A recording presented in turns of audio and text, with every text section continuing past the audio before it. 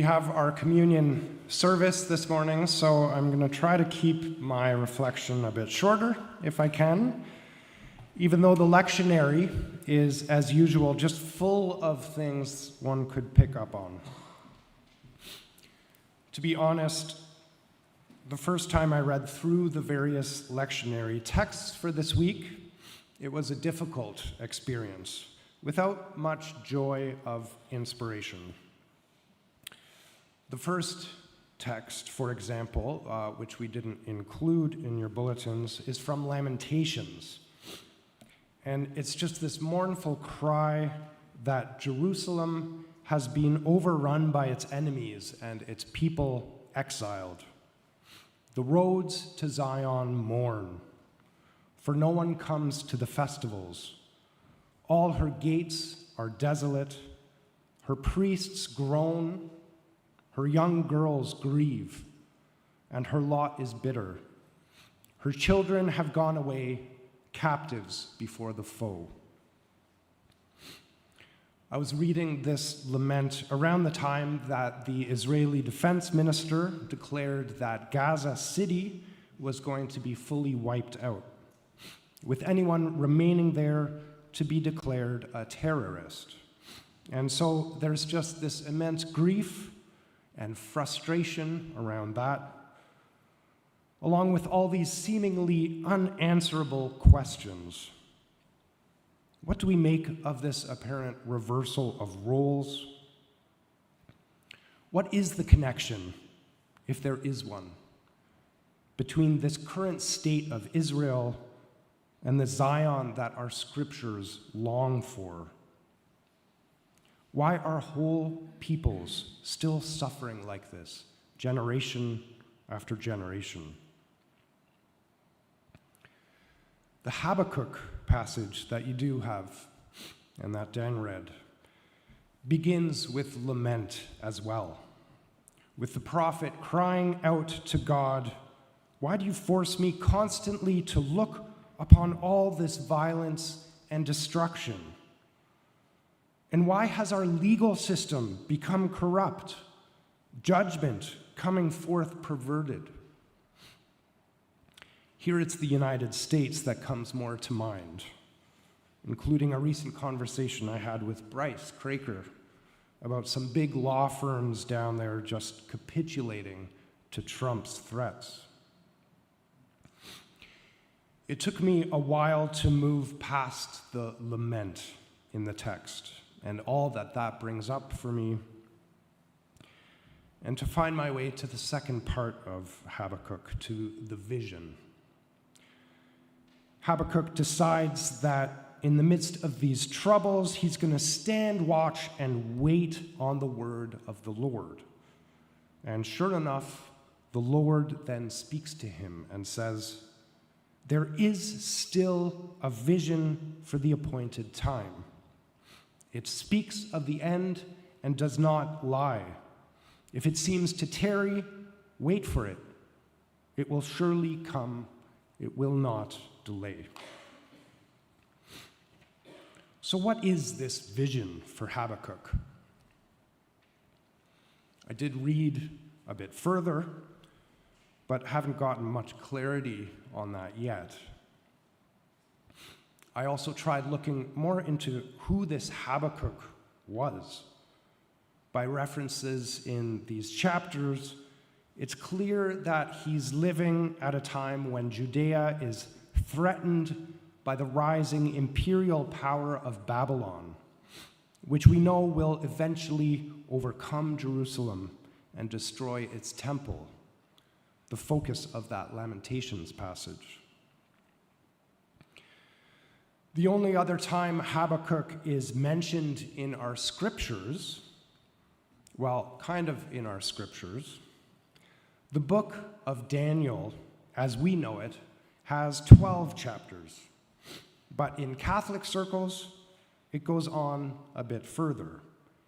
Habakkuk makes an appearance in chapter 14, a text known as Bel and the Dragon.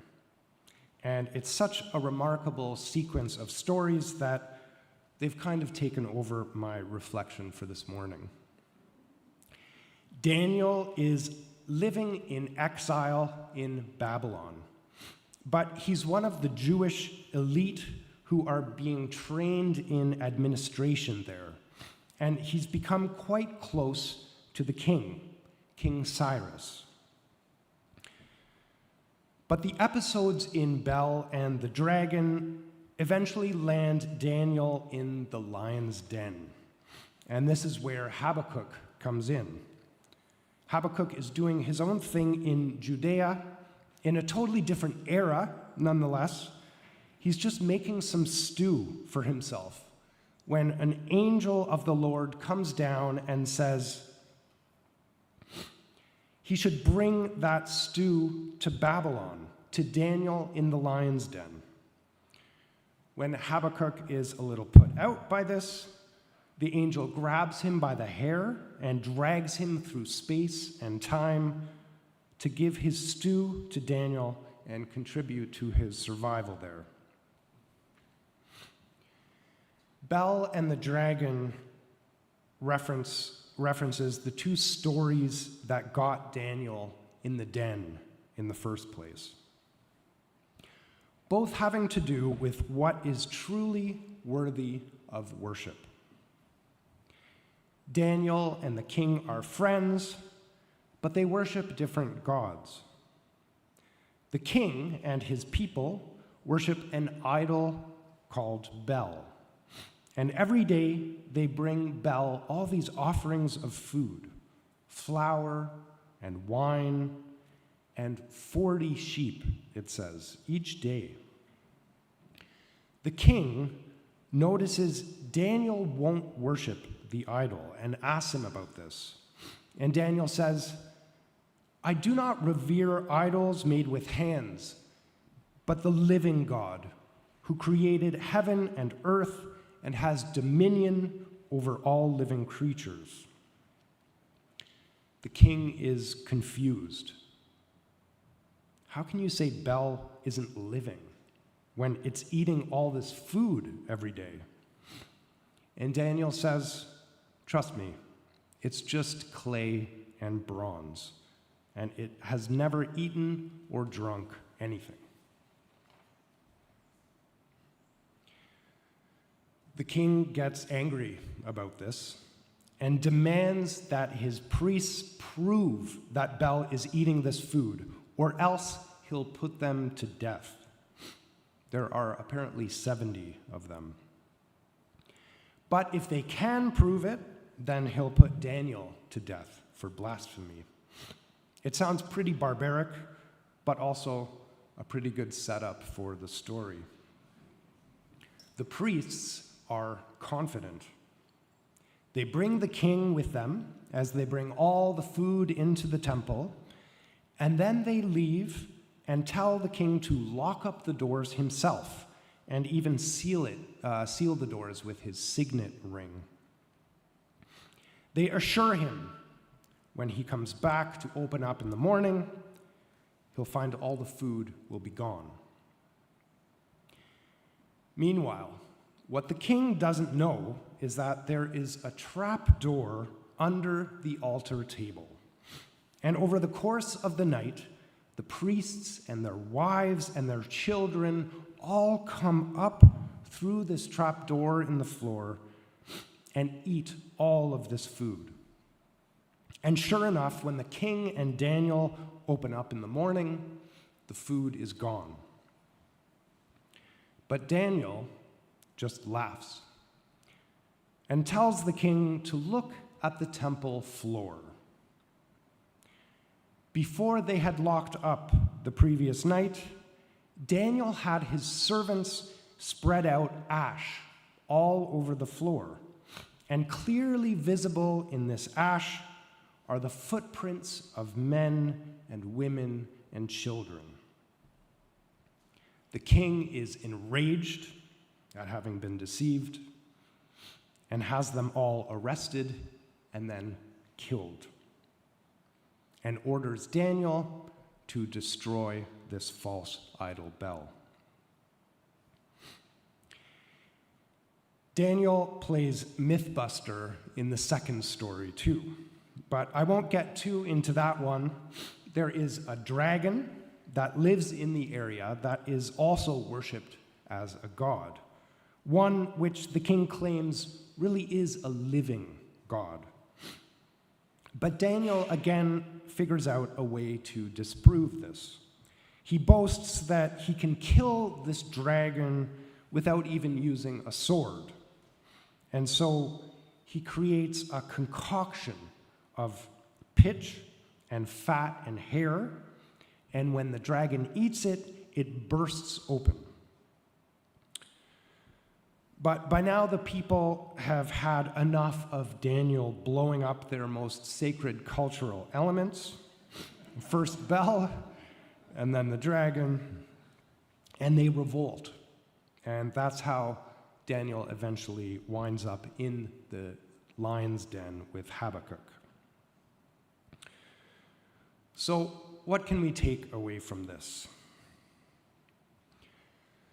I'll confess, mainly I just wanted to share with you these great stories that we don't find in our official Protestant Bibles. And yeah, they're problematic, but probably not much more problematic than a lot of what we find elsewhere. But also, I find the story of Bel, of these men and women and children entering the temple and eating this sacred food. It's especially poignant for a morning where we ourselves, in all our generations, will be sharing communion and eating the holy meal. Daniel claimed to have shown that their God was just an idol, that it wasn't alive. And maybe it didn't have the power to eat the food itself, but didn't it provide an occasion for all these people to come together and eat? And what is more alive than people enjoying food together? And so I thought this morning we might enter into their experience a bit. I even considered spreading some ash around on the floor for us to walk through. But then we'd be getting it on our shoes and tracking it all over the carpet out there and everything. So instead, we're going to go for a more colorful and seasonal spread. And Noah and Emily, I know you guys helped out with the offering already, but I'm wondering if you might come up here for a second, help me one more time.